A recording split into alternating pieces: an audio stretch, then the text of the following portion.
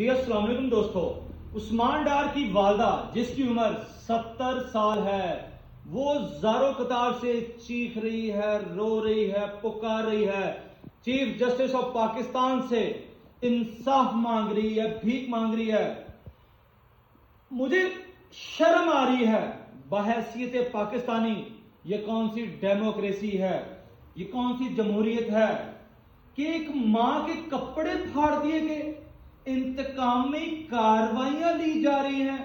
میرا کسی بھی جماعت سے، کسی بھی سیاسی جماعت سے کوئی تعلق نہیں ہے، لیکن ایک والدہ کی، ایک ماں کی چار دیواری کا تقدس جو پامال کیا گیا، اس کے کپڑے پھاڑ دیے گئے، اس کے بالوں سے پکڑ کر اس کو زدوں کو کیا گیا. روز محشر اللہ کی ذات کو آپ لوگوں نے جواب بھی دینا ہے.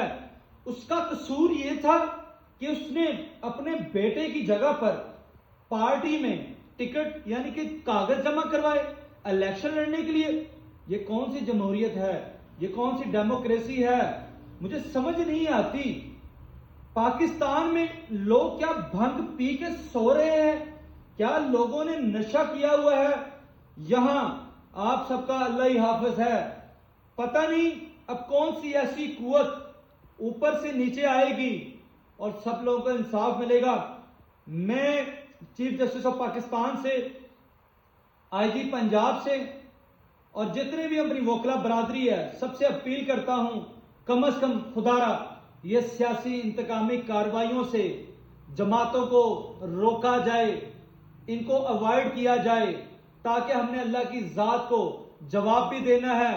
اور دوسری جو کہ بڑی امپورٹنٹ بات ہے کہ ہم لوگ روز محشر اللہ کی ذات کو کیا جواب دیں گے، کیا کہیں گے کہ کیا ہم نے ظلم کو ہوتے دیکھا، کہ ہم نے کسی کو روکا نہیں؟ ہم تو ساتھ میں خود مظلوم بن گئے. انشاءاللہ آپ کو کل بھی پاکستان ایک وکیل نے دیا تھا.